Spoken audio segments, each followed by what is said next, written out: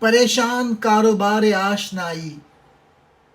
پریشان تر میری رنگی نوائی، کبھی میں ڈھونڈتا ہوں لذت وصل، خوش آتا ہے کبھی سوز جدائی۔ پریشان بکھرا ہوا،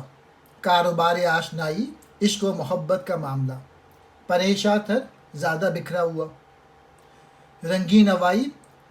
پر اثر شاعری، لذت وصل ملاقات کا مزہ، خوش آتا ہے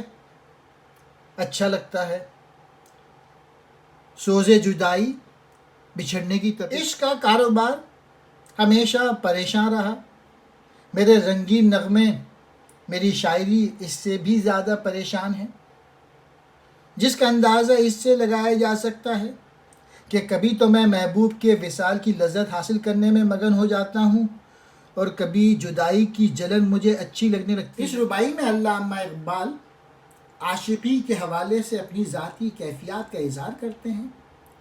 کہ عشق کے عمل میں انسان بے شک اضطراب و انتشار کا شکار تو ہمیشہ رہتا ہے، یہ کوئی حیرت انگیز بات نہیں، لیکن حیرت کی بات تو یہ ہے کہ میری نغمہ سرائی کا جو عمل ہے اس میں انتہائی اضطراب و انتشار کے مراحل سے گزر رہا ہوں، اور اس اضطراب و انتشار کا اندازہ اس حقیقت سے کیا جا سکتا ہے کہ کسی مرحلے پر تو مجھے لذت وصل کی طلب ہوتی ہے اور کبھی محبوب کی جدائی سے پیدا ہونے والی کیفیت اپنی تمام تر سوزش کے باوجود دل پسند محسوس ہوتی ہے۔ ایک ویب سائٹ ہے میں نے بنائی ہے، اس کا نام ہے اقبالیزی.com، اس میں علامہ اقبال کی تمام کتابیں موجود ہیں،